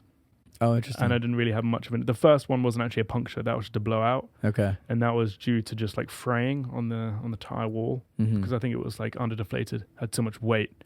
When it sponges down like that, the sidewall moves. Interesting. And it kind of frays it, right? Huh. And you get too much fraying, and it thins it down, and eventually you get so much heat build up. It's so thin that it just blows through. So that's pretty much what happened. But I probably had five inner tube changes up until the last mile into Berkshire, LA. I got a flat. Did you really? Riding over the 6th Street Bridge. No, I was way. I was on No way. I was on live. I was on live Instagram. Oh, that's so funny. I don't know, not too many people. I had 50 people, I think, tuned in. Yeah. And they were following, and I'm like, guys, I'm meeting up the Wingstop place where all the 73 and you guys and the riders going to meet me. And over the 6th Street Bridge, and I pull into the Wingstop car park. And as I get up the little lip, I just feel the back just decompress. Yeah. And then they could just see me go, oh shit, I got to call you back. Boom. They were like, did you have an accident? What just happened? No. Yeah, and I got a flat. That's of all places. But no, I mean, to be honest, those wheels really, really held up. I mean, they're like dirt bike tires. Yeah. Yeah. What was that feeling like when you rolled into Bike Shed? I mean, it took me a second to adjust and kind of take it all in. But I was blown away by, the support and, just the friendly faces that came to kind of show me in, the familiar faces from Bike Shed, but also just a kind of, obviously, the sense of accomplishment, but also I was right. Of all the times, the bike getting stolen, no, I'm gonna carry on. I got to get on the road. I got to do this, and it was that just confirmed everything. Yeah, it was right that everything that I had planned together on this whole trip of me setting out to do this on the bike, for that bike to be the first one to do it. It was just a big relief, huge relief, a big weight off my shoulders, but also I'm like, what next? I'm like, okay, well, every day for the past 3 months has been, okay, I've taken bit by bit. I haven't really had too much thought. Obviously, I've got plans, but it's, a sense of okay, well, what do I do now? I don't have any I don't have any destination to go to now. Yeah. I'm just leaving the bike. Yeah, I was going to ask you, now that you're done with the trip, does it feel weird waking up every morning and being like, oh, I don't have to actually I don't have to ride. Yeah. Get on the road. Right. What am I doing? I mean, it is nice. It is super nice not to have to think about that and that it is done. And, I'm more flexible with my time. Yeah. But now I've got my work cut out for me. There's a lot of work, a lot of content. And the most importantly, is the documentary that I'm making after this. Yeah. So tell me about that. Yeah. So I'm making a documentary about the whole project. Obviously, all the content that I film, which some of it is have gone to brands and different entities to use for their socials, is all the filmography and the videos, mainly about me meeting people. It's about the people I've met along the route, about the experiences, about the interactions, and then those things I've captured in an extremely unique way that, you know, happened in the moment. And that can only happen, I guess, on being on an e-bike like this. Yeah. And so that's something I really want to focus into and kind of create a narrative on that. I don't know what the name is going to be called yet. I've still got a lot of work to kind of piece everything together, see how much content I have, see what I've lost. Yeah. But that will be kind of the main focus of the trip. Do you have a team back in London that you're going to work with on that, or is that all you? No, I mean, right now it's all me. I have a couple production companies I'm speaking with to see how that looks like, because ultimately I want to release it either in a film festival, and then maybe hopefully get it on like some streaming platform to put out YouTube probably, and then cut it up into little different bite-size, you know, pieces. But because it's the first of its kind, you know, that there's an interesting kind of narrative there that I really want to showcase, and also just doing something, you know, people's reactions to a British cowboy riding an e-bike, and, you know, capturing the moments people are, you know, helping you, getting a flat tire, this kind of thing. Yeah. Did you have a guitar with you, or did you just kind of pick up guitars along the way? I picked up 2 guitars, but I never rode with one. Yeah. I stayed at some really good friends of mine who have a recording studio in Franklin, Kentucky, right on the border of Tennessee, called Thundersound Studios. They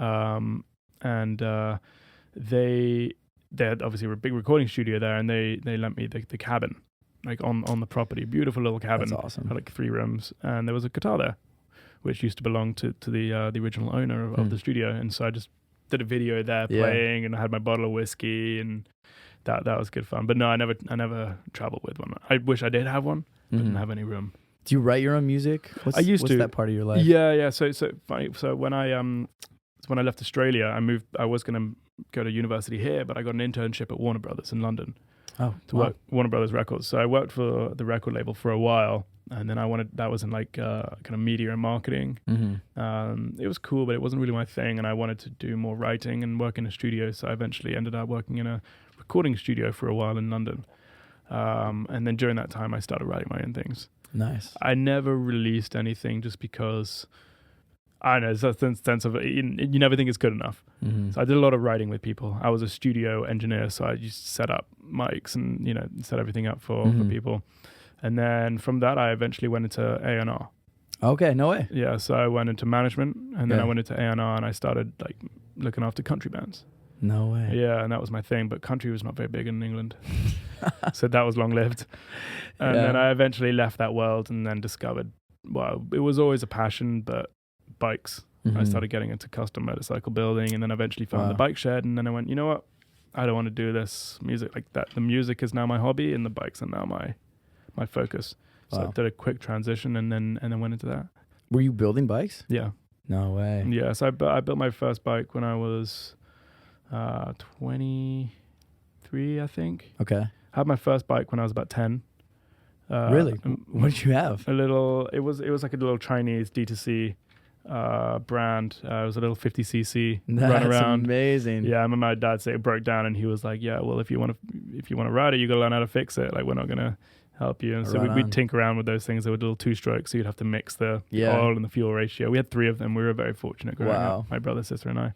We eventually sold my sister's, and my brothers and I, without her knowing, and bought a bigger bike.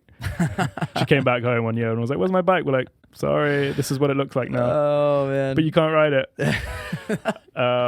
That's funny. But yeah, I mean, throughout the years, we've been riding quite a lot. Kiki was telling me that there's something, you know Kiki, right? Of course. She was telling me that in England you have to ride like a 120 for a 125 or something for 2 years. What's that process? So yeah, you don't necessarily. That's so the laws for getting a license are really complicated in England. You need what's called a CBT before you get your big license, and that's called compulsory basic training. It's not really like a license in itself. Obviously, it allows you to ride a 125 with a learner plate on the road, but that's purely just so you can get experience on a bike before you do your big test. Okay. But a lot of people just do the CBT and just stick with it. Okay, so they can just go straight to the big test. The 2-year thing is when it expires. You don't need to hold it. There's a thing called a DAC, or direct access. Okay. Which is you do your CBT, and if you're older than 24, you can go straight into your big test. So you do your CBT, you do your theory, which is a big theory test, and then you go do your mod 1 and mod 2. Mod 1 is in a car park where you do your cones, your maneuvers, your things like that, your speed stop. And then once you pass that, you do your mod 2, which is on the road. And you have a guy following you behind with like an air thing telling you directions, like a car one. Interesting. Yeah. That sounds way more involved than here. Dude, it's difficult. It really is difficult. Yeah, I failed my mod 2, I think, once or twice. Really? Yeah. I mean, it's probably a good thing. It is a bit more of a rigorous process. Riders in England, not the guys on 125s, because they don't go through this like rigorous training, like you said. They're really good riders, and their spatial awareness and peripheral is amazing. Yeah. But also that too with car drivers. They're very aware with motorcyclists. Very, very aware. Interesting. Is it also kind of a bit of a convoluted process to get your car license in England?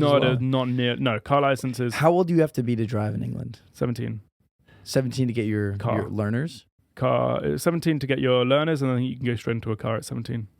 Oh, okay. I think so, yeah. Interesting. So I'm from Canada originally. Right, and okay. It's pretty different in Canada than in the United States. I think you have to be like 16 before you can get your L. And you have like a little L sticker that you put on your car. Right. And I think you have to have that for like a full year, but maybe even longer. Wow. It's a pretty long process to get your full license, because after the L, you have your N. It's an N sticker. God. And you have that. And there's no one wants the N. Yeah. And they get stolen all the time. Everyone's always taking them off of each other's cars and stuff. It's a big thing. I was able to cheat that because I had an American license. So I was born in Canada, but I grew up in America. Oh, right. Moved back to Canada when I was 18. Right. And I was able to trade in my American license for a full Canadian license. Was that beneficial? Oh, yeah. Yeah, because I was living in Canada. So you can use your Canadian one here. Well, and now I have an American one. Going back again, okay. Yeah. But at the time, I was able to completely you do a full switch. that whole thing. Because you just traded it in. You just traded it in without having to... Without doing like the 3 years. Good man. And then for getting my motorcycle license here, it wasn't crazy either. No, my brother did it here. He said it was the easiest thing. It was so easy. I did a class, and doing the class, I can't exactly remember how it worked, but let's see. I think maybe I needed to have a permit to do the class, but maybe not. And if you did the class, then you got to skip the driving test, and you just write a written test, and then if you pass it, they just give you your license. You don't even go around the block. Yeah. Wow. Yeah, it's so easy. Man. And then it gives you a little bit cheaper insurance too. And it's only maybe $300 or $400 to take the school, and it's a weekend. It's like one weekend. Man, no, England, it's like, I mean, in pounds still. No, I mean, you're everything all in, like the cheapest way, you're probably spending about a grand. So that's like $1,400 to get the license. $1,400, $1,500. Wow. The cheapest way. And that's like that's bypassing, like maybe that's doing the minimum amount of like lessons. Yeah. Because I did a lot of lessons. Because no matter how good a rider you are, you can be a really good rider, but it's all the little like signs and things on the road, you know, that you don't really know about in England. You know, you'll be driving along a bus lane. They go, "Oh no, did you see that sign? Like, what did it say?" And they go, "Oh, so no riding in the bus lane between this hour and this hour." You're like, I can't read that from here. They're like, well, get your eyes checked, you know? Oh, man. And little things, you know, like following too closely behind a car, where to position yourself. Yeah. Loads of these things you're not really going to, you wouldn't normally know because you got it riding a bike, right? Just the handling of it. But that's just one aspect. So I was really good with bikes growing up. You know, I rode them throughout, you know, all my years. And so I was really good at riding it, but I didn't really know too much about like the laws of the road, the highway code and stuff like that. Sure. So that's why I failed. And then eventually I went back and did it again. So you started building custom bikes, and then that kind of took you to Bike Shed. Right, yeah. So, I mean, I heard of the Bike Shed. A really good friend of mine went to one of the second or first Bike Shed show in London, and I saw on his stories, and I was like, what is this place? I think he even sent me saying, hey, do you want to come to this? I couldn't make it. But I was like, I'd never seen anything like it. I was like, what? This like emporium, like old school architecture, like, you know, wooden kind of shipyard building with all these custom cool bikes that I've seen online. I'm like, this is nuts. This is like 10 minutes down the road from me. And bit of trivia, the Bike Shed location in London now used to be a five-a-side football court, like lots of little, and I used to play there. No way. I used to play five-a-side football because it was about 10 minutes from where I lived in London. What kind of football? It's called five-a-side. What does that mean? It's 5 players each side. Very Okay, intimate. so it's very kind of small. like a smaller game. And if you ever see the Bike Shed London, Interesting. if you ever see the location, it's under railway arches. I have heard that. Yeah. So there's 4 railway arches, and each railway arch was a pitch. It was like way. It was, and so we used to play in there all the time. And I remember one day, I saw the whole thing. Like it was run by like something like five-a-side league or one of these things, and they that kind of shut down. And then next thing I knew, I saw, because I started following Bike Shed on Instagram. They was like, oh, we're going to starting up a London location. Like, boom, we're coming here. And I was like, you kidding? That's the five-a-side football place. And so I became a member. Wow. I became a Bike Shed member, and I started going to I kind of bypassed all like the restaurant and stuff. I just made a beeline straight to the bikes. Yeah. Because I wanted to see what they were building. Yeah. Because I was so invested at the time. And I started, meeting people, meeting builders, commissioning bikes. People come to me saying, what bike is that? Can I get one? And I was like, sure, I built it with a friend. I can get you one. So then I go back to the drawing board, start designing, depending on what they wanted. And I never made any money on it because bikes are so expensive, but we just did that on the side. And then bit by bit, I was just speaking to the team in Bike Shed, and I was like, guys, I want to work here. Like, what vacancies do you have? Like, I was working in audio engineering for a post-production. Yeah. So I was doing audio post-production for like TV series. Yeah. And it was so boring. And I was okay at it, but I was not nearly as good as the other guys because they're invested. They sit in a dark room all day. And I was like, I need to do something more than this. Yeah. And so it was an easy switch for me. Wow. Work in Bike Shed, similar to what you're doing. I just went straight into like the retail team. So I started working in the shop. And then bit by bit, started taking on the custom classifieds because that's my passion. So I started looking after all the bikes we had, and then ultimately I went into media marketing, doing our socials and content. Wow! And then that developed more. But yeah, so Bike Shed was kind of the hook. Yeah, in a way. Bike Shed is one of the coolest things that I've ever discovered. I mean, well, you discovered the coolest people there. Honestly, so last year was the first time that I came to Bike Shed, and I came when it had just opened up. Somebody, I think it was one of my partners in the studio, had told me about it, and so I hop on over, check it out, and right away I was like, this is the coolest spot in Los Angeles. Like motorcycles, tattoos, barbershop, retail store, good food, good beer, and the space itself is just beautiful. It's unique, yeah. It's very, very special, and it's interesting because it's English. Yeah, it's a British brand, and to bring that into America, it's not easy. Yeah, considering the motorcycle culture you have here. I always have to kind of help people understand the concept because I'll say like, okay, well, it's not like a typical biker bar, because when people think biker bar, they kind of think like Hell's Angels, sweaty leather. And I'm like, think more like British motorcycle pub. You know what I say? I say it's a kind of, it's a love child of like, imagine Hard Rock Cafe. I don't want to say pretentious, but like Soho House had a child for bikes. Yeah. Because it's kind of that, isn't it? You got this like bike memorabilia on the wall. It's a kind of diner themed, but you've got that kind of membership exclusivity and, Chesterfield leather seats, it's like a man cave. Yeah. But honestly, you can't, like, I try, and even Dutch has difficulty explaining to people. Really? Yeah. He, what they've created, you've just got to see it for yourself. That is very true. Like, you just have to show up. Yeah. The guys who joined me in Phoenix, like I was telling them what I do, and they're so fascinated with everything, but they still were like quite, unsure like what exactly that was. They look at my Instagram and stuff, they see the bikes, like that's cool, but you just look like an enthusiast. And then when they came to the Bike Shed, they were like, dude, I totally get you now. Yeah. Like, this makes sense. Yeah. Like, everything, the barbershop, the tattoo. But he's like, are you the only guy who doesn't have a tattoo on Bike Shed? I'm like, probably. Are you going to get a tattoo while you're here? I'm getting I don't know, here, maybe back in London. I want to get a cowboy hat. Okay. On the back to commemorate. Dude. You should get one at the paint shop, man. You should go in a Bike Shed. I need it. Well, they did say your first tattoo at Shed is free. So, dude, absolutely. So I need to make the most of that. But I was going to get one before, but I think I need to get one now just to like commemorate the trip. Absolutely, man. Honor it in some way. Do you think you would ever move to America? I'm trying to. Yeah. So if You're trying to come out to LA? if any lobbyists or anyone on this on this podcast listening, sponsor me. No, Yeah. so I'm trying to move to Nashville. To Nashville. Yeah. So I'm looking to work with more and more brands like Super 73, and you know, I have some other plans kind of coming out. Yeah. But What about the charities? You said you have 2 charities that question. were kind of like rolled into this whole experience. absolutely. So the number one charity is the Movember Foundation. So the Movember Foundation is a men's mental health awareness charity, and for prostate cancer. Yeah. And Where are they based out of? Because I've heard of, they're here in the US and Yeah. in the UK. I think they started in the UK. interesting. They're one of, I don't know if you see the Gentleman's Ride. Yeah, the Distinguished Gentleman's Yeah, Ride. they're one of the big sponsors on that. Oh, Them, interesting. Hedon, and Triumph are like the three. Okay, cool. The three big. So I wanted to raise awareness and funding for them.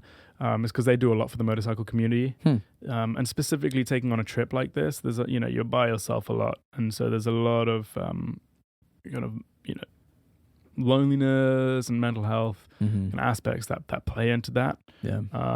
And a lot, again, a lot of people ask me, you're totally unaided. You're like by yourself on this trip doing this thing, and so I wanted to, bring that in, and using the platform, having the followers and having the awareness for the trip. I can use that, to more benefits, using that towards the Movember Foundation, and then the other one is UNICEF UK. So Okay. you've heard of UNICEF? Yeah. So bringing homes and food and shelter to kids who don't have it. Specifically in the UK. That was for UK. Yeah. Okay, cool. Yeah. Wow. So those are the 2 charities I have, because I didn't want just to do just a bike trip for nothing. How did you raise? Were you raising funds for those 2 charities, or is it more just like their partnership and the awareness? Both. So I created 2 steps. So I created like a Just Giving. And on that Just Giving website is my 2 charities. And so if you wanted to specifically and go, Got it. I just want to donate to Movember, or I just want to donate to Cool. UNICEF, I can do that. And then I also started a Gofundme. Okay, sweet. And then out of that Gofundme, I will just distribute evenly Nice. to both. Nice. How much money did you raise? on the trip? Really not much so far. I think we raised about 5,500. Okay. I wanted to raise 10. Mm-hmm. But I guess it was because I had so many other things that I was like, focusing on, like the brands and stuff. I didn't put as much focus on the charities as I guess as I should have pushed. Mm-hmm. But hopefully now, like the more and more awareness, there's you do the trip, and now more people are hearing about it. How long are you going to run the GoFundMe for? I'm just keeping it open. Okay, cool. Yeah. So yeah, I'll definitely put a link then. Thank you. Yeah. I'll send you all that. Yeah. So I'm going to keep it open for, the longest the wake. There's probably going to be about a 6-month wake. Perfect. Yeah. In this. That's great. Meeting more people, talking to people like yourself, and trying to spread awareness for that. Yeah. So since you were in the Army, I'm thinking about Movember, mental health for men. In your experience, because PTSD is one thing that's like a big topic. And it's, obviously there's both men and women in the Army, but thinking specifically about Movember and mental health with men. In your experience, did you ever deploy at all? Did you ever? Okay. No, I never saw like combat. Interesting. Action. No. I was a constant trainee. Yeah. Because of the regiment that I wanted to join, Mm-hmm. there was just a lot of training and a lot of background checks, and just a lot of precursors to before you could even do that. Mm-hmm. I was trained to deployable level, so I had to go through basic training. So I did all my basic training. I went on to like an in-depth infantry course where you go up to like near Scotland in a place called Catterick. Wow. Where you do all your firing maneuvers, your fire squads, your CQB, close quarter stuff. And once you've done all of that and you fire more rounds than more personnel than the British Army do in like a year, then you're deployable. So I was at a deployable level, but I didn't have like a specific regiment. I was still under the training program of the SF regiment. So I could have transferred to like another unit and gone, I'll join Household Cavalry, I'll join the Lifeguards or something, and then go do that. So funny. These terms are so unfamiliar Right. for me. I'm like, I have no point of reference for like what these units are or where they're going. No, yeah, you call them like battalions or whatever they are, Yeah. squads or something. No, well, I was a regiments, but I mean, I lose track of them as well. They kind of merge and they kind of split up as well. But I went on the specific training program to do that, and the only way to get on that course, because it was a kind of it was a bit of a shortcut. So normally to join the UKSF regiment, you have to do 5 years minimum service in another regiment. Wow, that's interesting. Right, and then go on, and then apply. And so I saw this kind of pathway that's not available anymore.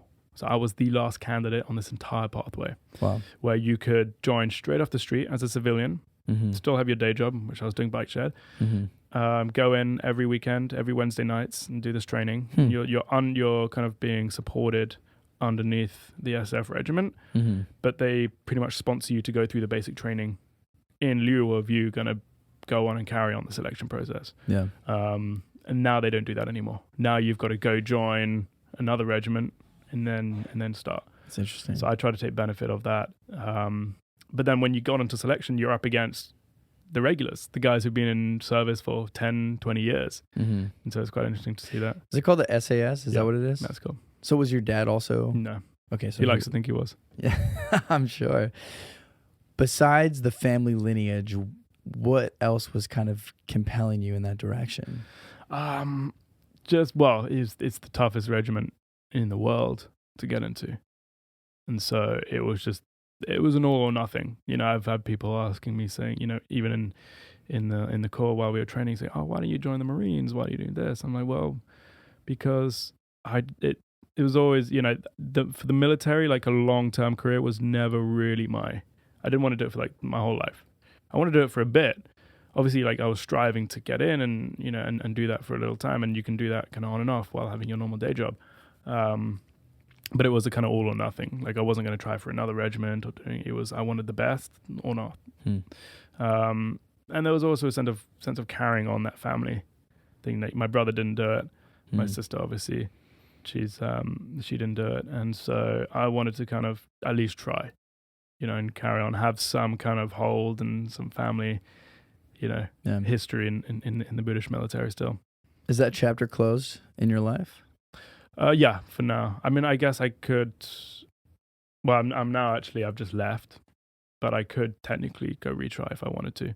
But I'd have to go back to like the beginning of selection. I can't just go back to the weekend.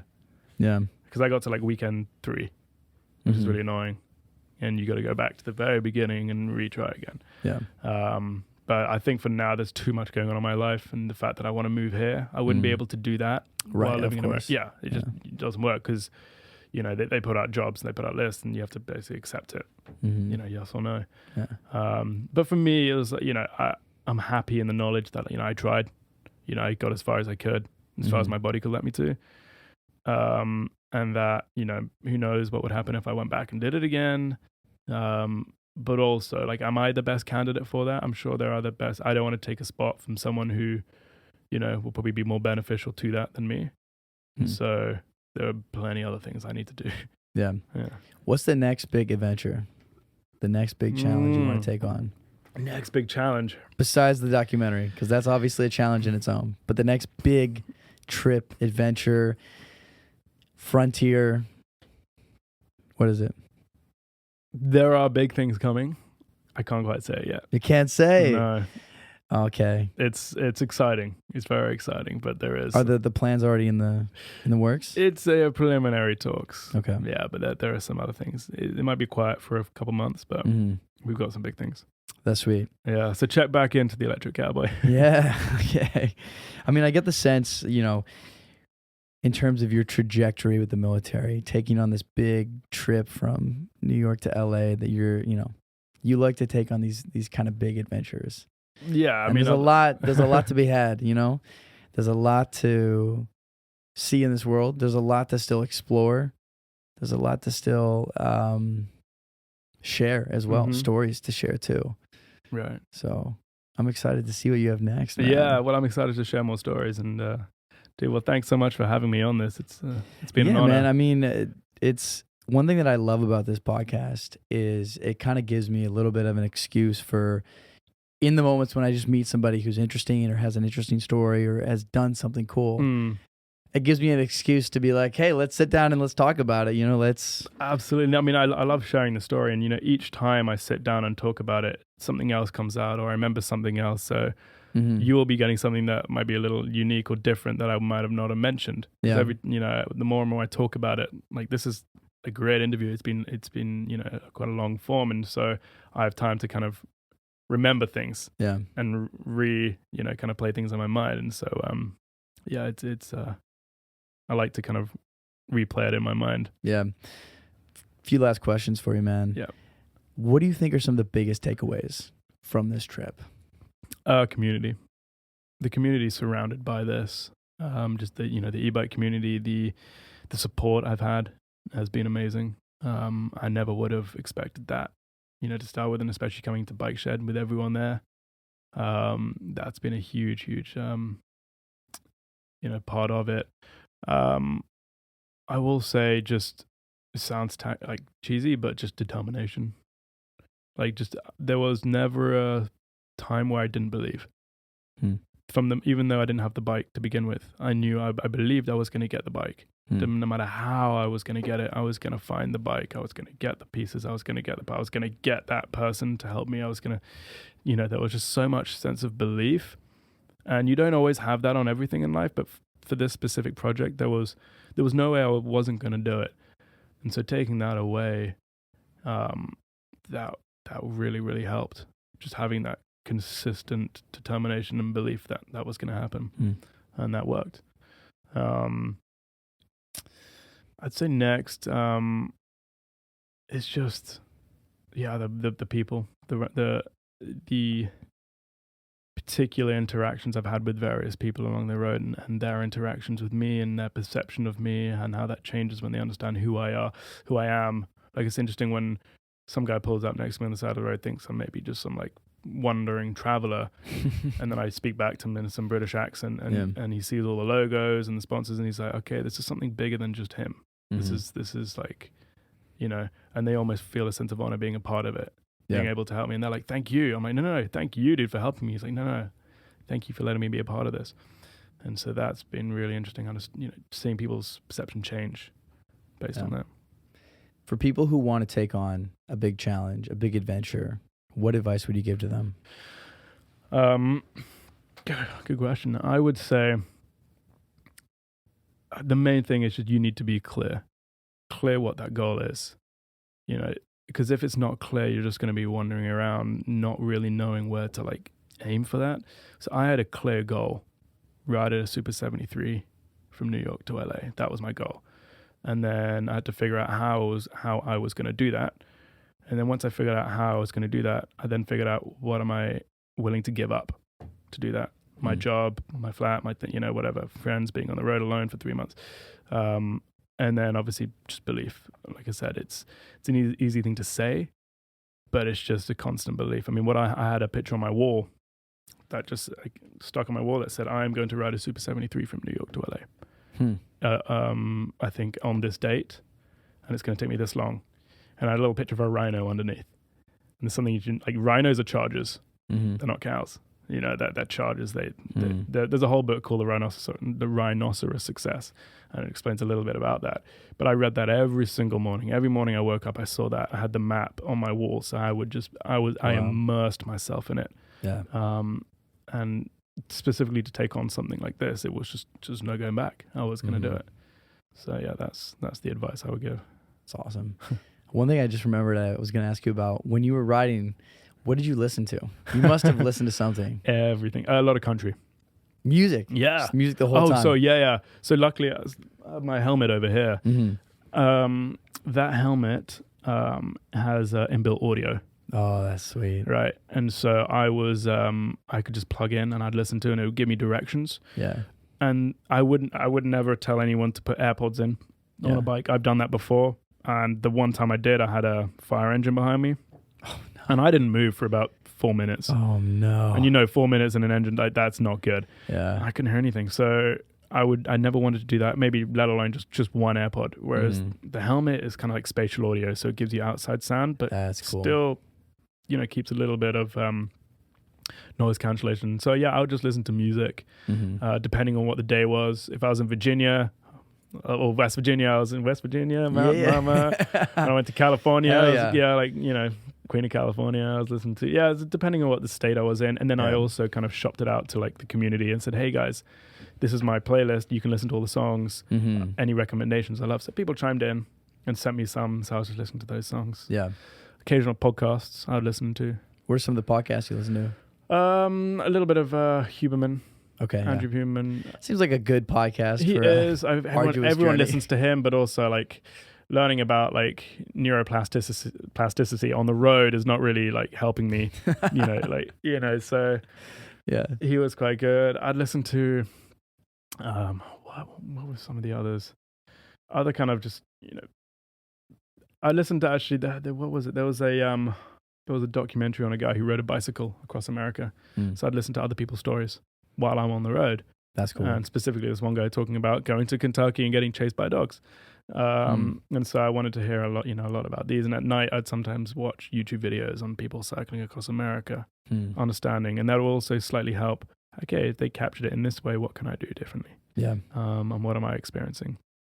So it was a mix of that. And then sometimes I just know music. Yeah. Sometimes it was too much going on, especially going through like a busy intersection. I just don't want any music. You have to focus so hard on the road. You're trying to avoid this tiniest nail. You're trying to avoid this while there's like a massive semi trying to cut you off.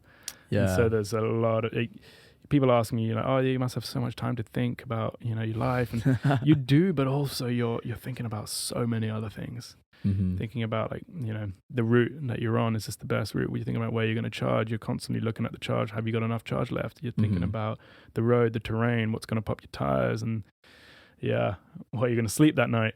Yeah. And so unless you're on like just a 70-mile road, it's only one way to go. You can kind of relax and just let your mind wander. Yeah. Do you want to give some shout outs to your sponsors? Absolutely. Well, I mean, so Ruroc, the helmet.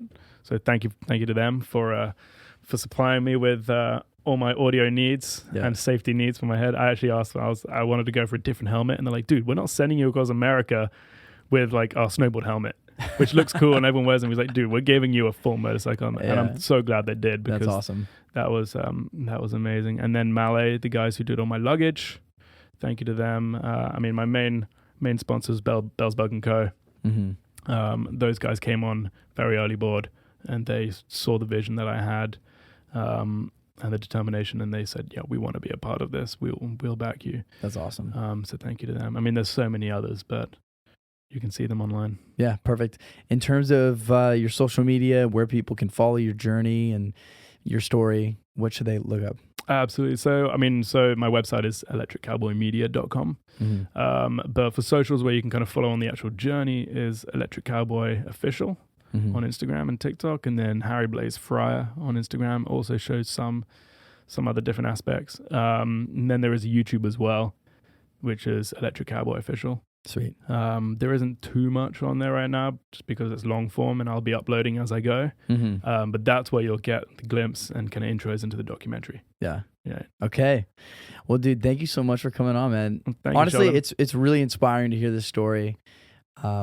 And I think that a lot of people are going to be able to take so much from your experience and even just like the little bits that you shared that you might not have even thought about. So yeah. I mean, you touched on some really, really good points, and with the military and everything, and that does make me think how that's affected this trip. But yeah, thanks so much for having me on, and until the next time. Until next time, man. Best of luck. Cheers, Sheldon. Bye. Thank you for listening to the Spring Street Podcast. If you'd like to support the show, sign up for the Patreon to receive exclusive behind-the-scenes content, and check out the sponsor links in the description.